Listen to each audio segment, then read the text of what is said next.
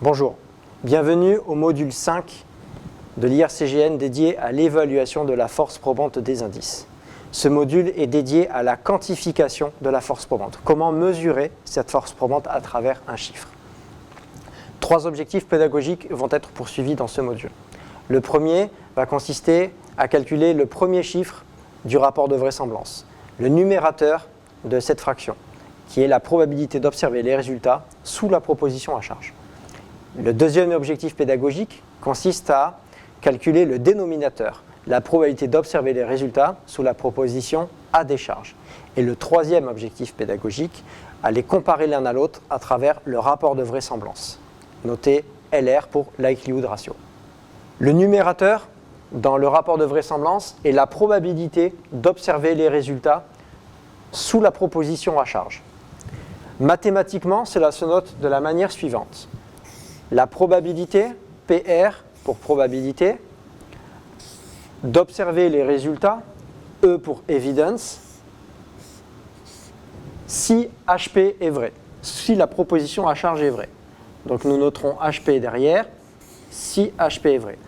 En mathématiques, dans les probabilités conditionnelles, si se note avec une barre verticale.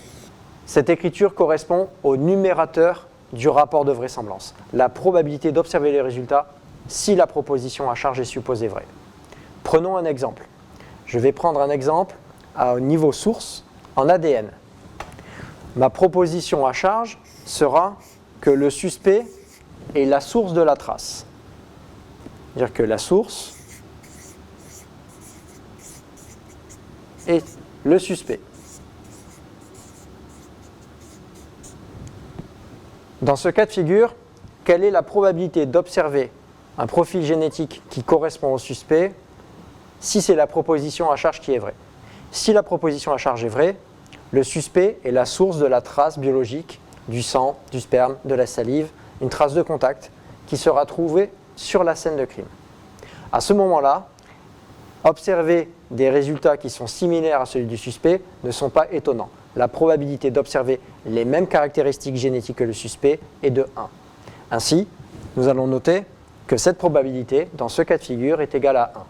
Le premier principe fondamental de l'évaluation de la force probante consiste à prendre 2 propositions. Il ne s'agit pas de prendre les 2 propositions de manière à simplement pouvoir les rendre explicites, mais à pouvoir évaluer les résultats sous chacune d'entre elles. Il s'agit du deuxième point, d'évaluer la probabilité sous l'hypothèse à décharge, l'hypothèse alternative. Ce chiffre-là est le dénominateur du rapport de vraisemblance. Et il va se noter probabilité d'observer les résultats sous l'hypothèse de la défense. Si la première étape est constituée par l'évaluation de la probabilité d'observer ces résultats sous l'hypothèse à charge, la seconde étape constitue la démarche similaire sous l'hypothèse à décharge, la probabilité d'observer les résultats sous l'hypothèse HD. Ici, l'hypothèse à décharge, au niveau source, sera que ce n'est pas le suspect qui est la source de la trace, mais une personne inconnue, prise aléatoirement dans la population. De ce fait, la probabilité d'observer ces résultats, des résultats compatibles avec le suspect, alors que la source serait n'importe qui dans la population, est la probabilité de coïncidence fortuite de ce profil dans la population. Dans ce cas de figure, la probabilité de coïncidence fortuite, la fréquence de ce profil dans la population de référence et la fréquence allélique. Prenons le cas où nous serons simplement sur 2 marqueurs. La fréquence allélique sera environ de 2%. On va la noter 0,02. Noterons ici que sous l'hypothèse de la défense, la source est une personne inconnue. Personne inconnue.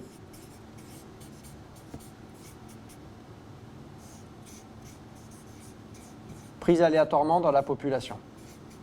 Ainsi, la probabilité d'observer les résultats sous l'hypothèse de la défense sera la probabilité de coïncidence fortuite de ce profil. On pourrait la noter sigma d'une manière générique. Et ici, dans ce cas de figure, à titre d'exemple, nous lui donnerons une valeur de 2%, 0,02. Troisième et dernière étape, il s'agit de comparer le numérateur avec le dénominateur. Établir cette fraction correspond au calcul du rapport de vraisemblance, le calcul du likelihood ratio. Dans ce cas de figure, le numérateur vaut 1, la probabilité d'observer ce profil génétique si le suspect est la source de la trace, et le dénominateur est la probabilité d'observer ces résultats si une personne inconnue est la source de la trace, c'est-à-dire la probabilité de coïncidence fortuite, et ici elle vaut 2%, c'est-à-dire que le rapport de vraisemblance vaut 1 sur 0,02. Il prend une valeur égale à 50. De manière visuelle, la probabilité d'observer les résultats sous l'hypothèse à charge, hypothèse selon laquelle c'est le suspect qui est la source de la trace, vaut 1. Elle correspondrait à un histogramme qui prendrait jusqu'à la valeur 1 en termes de probabilité. Ici, nous avons donc la probabilité d'observer les résultats sous la proposition à charge. Maintenant, le dénominateur, lui, vaut 2%. Il correspond également à un histogramme qui a pour hauteur la probabilité d'observer les résultats sous la proposition à décharge.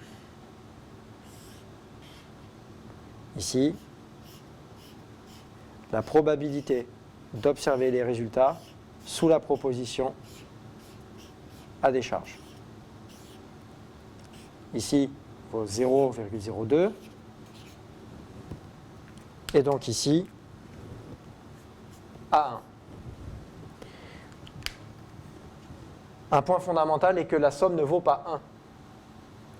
Pour une raison très simple, c'est qu'elles n'ont aucune raison de faire 1, elles n'ont aucune raison d'être dépendantes l'une par rapport à l'autre, puisque chacune d'entre elles parle d'un monde différent. Cette probabilité-là parle d'une trace qui est prélevée dans un univers où c'est l'hypothèse à charge qui est vraie, et qui est par nature logique incompatible avec un univers dans lequel c'est l'hypothèse de la défense qui est vraie. Ces deux probabilités-là ne sont donc pas en vase communicant, devant faire la somme de 1 l'une avec l'autre. Donc elles n'ont aucune raison de faire 1, et de la même manière qu'ici le rapport entre les deux est de 50, le LR ici prend une valeur de 1 sur 0,02 qui est égal à 50. De la même manière, la probabilité sous l'hypothèse de la défense pourrait être plus haute, le rapport de vraisemblance plus faible, car le ratio des histogrammes serait plus équilibré, mais la somme des deux probabilités n'a pas à faire 1. C'est une subtilité, c'est un élément qui n'est pas nécessairement intuitif et qui est le cœur de l'évaluation de la force probante des indices. Les trois étapes de l'évaluation quantifiée de la force probante sont donc les suivantes. Calculer la probabilité d'observer ces résultats sous la proposition à charge. Deuxième étape, calculer la probabilité d'observer ces résultats si la proposition de la défense est vraie. Troisième étape, confronter ces deux chiffres l'un par rapport à l'autre. Ces deux probabilités-là peuvent être élevées. Ces deux probabilités-là peuvent être également toutes les deux faibles. Dans tous les cas, ce qui va compter sera leur rapport relatif. Leur rapport relatif est le rapport de vraisemblance, la manière dont les résultats observés vont soutenir la proposition à charge par rapport à la proposition à décharge.